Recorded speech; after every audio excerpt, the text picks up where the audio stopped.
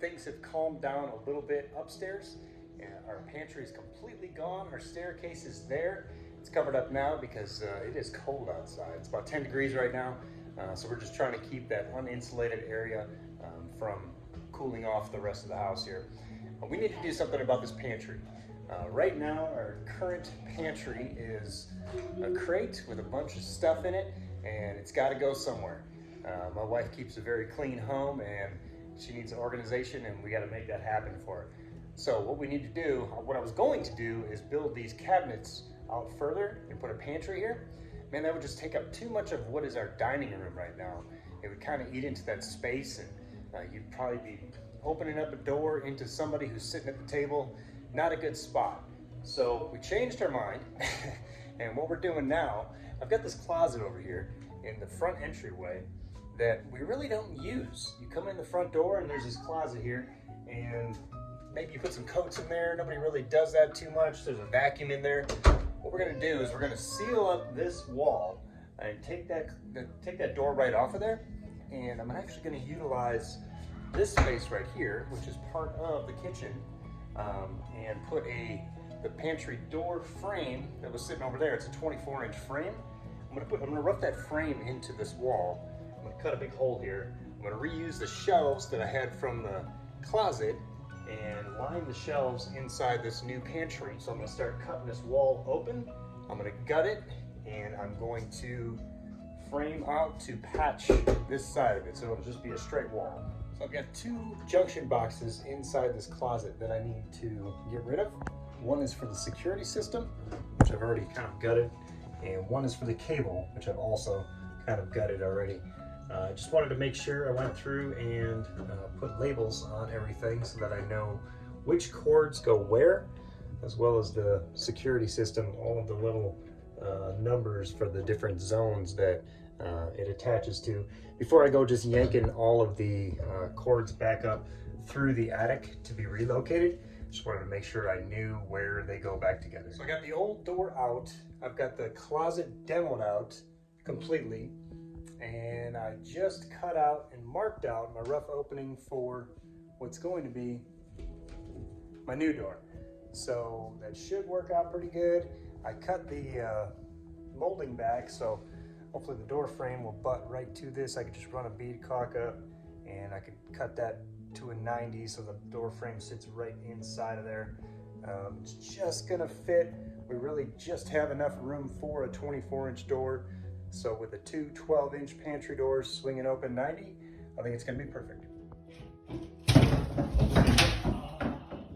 All right, so I'm reusing that shelving I ripped out of the closet that we no longer have, and I cut the pieces that I need, the different sizes that I need, cleaned them up. It's kind of a lot of work, but you know what? They were free, and they're going into what is our new pantry.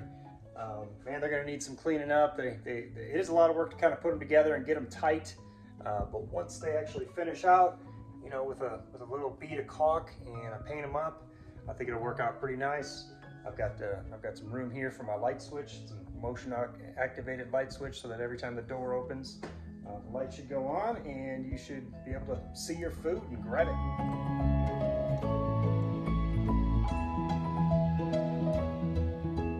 So in moving those walls where the pantry was and to where the new pantry is, it uncovered some areas that didn't have tile because there was a wall when they tiled the floor. So what I got to do is I got some attic stock tile that was actually in my attic from the original build of the house, which is pretty lucky.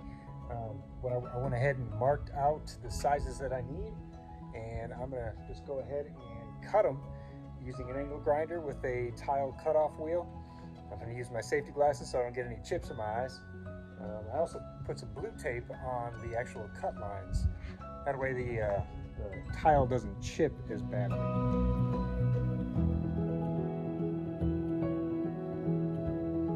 All right, so the pantry is coming along. It's actually stocked already. We've got the shelves painted, everything's lined, ready to go. I've got that tile in, turned out all right. Have to go back and grout it, but next step is to make these doors, and it's kind of a custom size and a custom need, so I'm actually gonna go build them. The wife gave me a design, and we're gonna do a shiplap design and we're going to go make those right now. It's about all the plan I got, and we're gonna go from there. That's what the two doors are gonna look like. This is what they look like now. We got to start cutting some wood. Kind of laying it out on the driveway here, what the doors are going to look like. I started out by cutting 80.5 strips and then put my divider pieces in there. I've also got this edge piece so that I finish out with a really nice solid door. So now that I have the frame kind of laid out on the driveway here of the two doors, I'm going to start cutting the shiplap on 45s and laying it in and start nailing it together.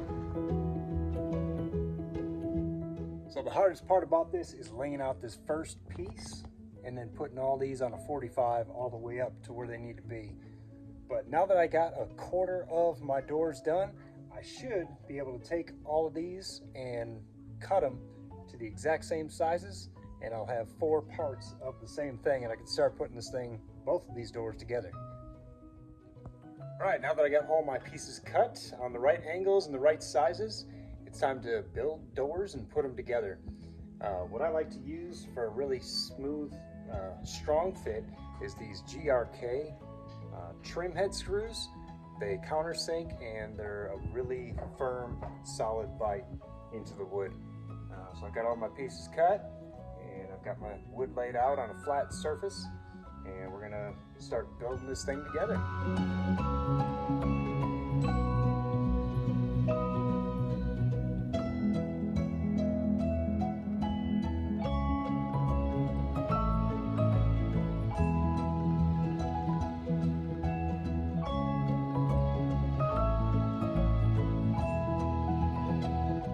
Building these doors, I actually use some raw wood, some unstained, unfinished wood.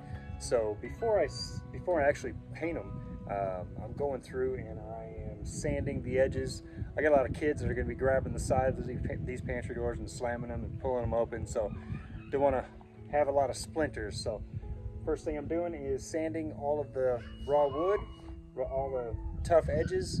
And then we're going to caulk, which I've already caulked this one, the seams on the inside here just to make it look a little bit nicer. And then we're going to paint the doors completely, paint the frame, and finally we're going to be able to hang the doors and see what they look like. One definite note to take while painting shiplap is less is more. You definitely don't want to over glob these shiplap little crevices because you'll never get the paint out. So you want to go really light, you want to go with the grain, and just barely get it on top of there. More coats, but just don't glob it in there because you'll have a heck of a time trying to get a little paper clip or something like that in there to scrape that out. So we successfully moved our pantry from there to right there. And the doors fit. They're exactly the design my wife was after. And there's a lot of adjustment in hanging brand new doors that you made yourself, but turned out real nice.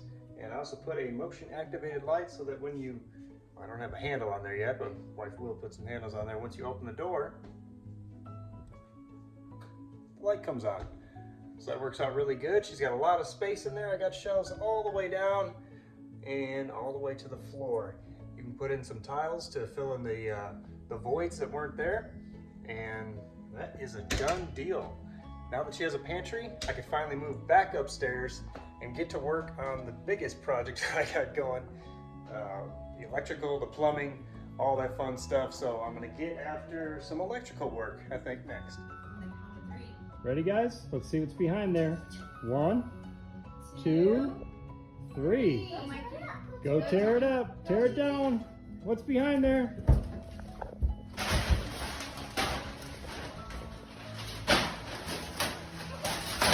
Rip it down. Oh.